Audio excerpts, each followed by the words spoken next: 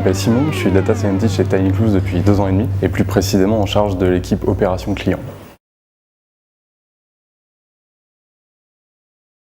Alors ça fait beaucoup de choses, mais en gros ça utilise des données pour identifier et résoudre des problèmes complexes qu'on n'a pas pu résoudre dans le passé. Il n'y a pas de vraie définition, ça va dépendre des entreprises évidemment. Chez TinyClues, il y a 2 grands axes.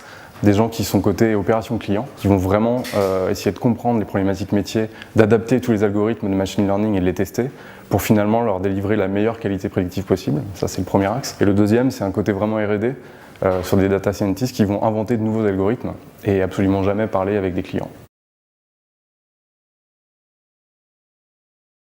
Il y a plein de définitions très différentes, ça va évidemment dépendre des entreprises, etc. Un des axes très importants, c'est le côté exploratoire. En fait, pour un data scientist, on est proche d'une démarche un peu scientifique. On ne va pas forcément avoir bien compris le problème, même en amont.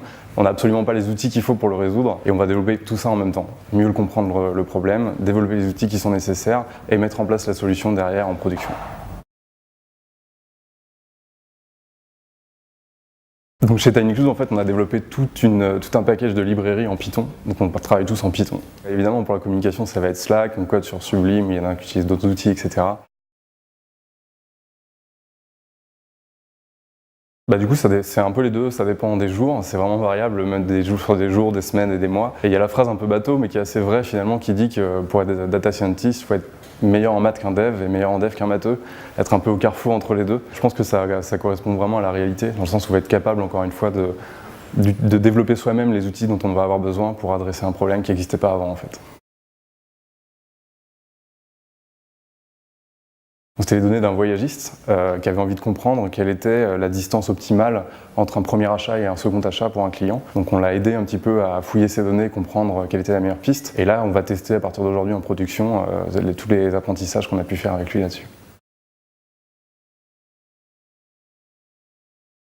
Pour l'instant, en France, en tout cas, il y a assez peu de parcours clairement identifiés pour devenir data scientist. Donc dans l'environnement, en ce moment, avec les gens avec qui je discute, etc., ils ont plutôt un passé de scientifique, que ce soit en maths, en biologie, en physique, etc. Et ils ont développé du coup cette capacité à adresser des problèmes un petit peu compliqués avec des outils qui n'existent pas, donc se fabriquer eux-mêmes leurs outils pour résoudre leurs problèmes.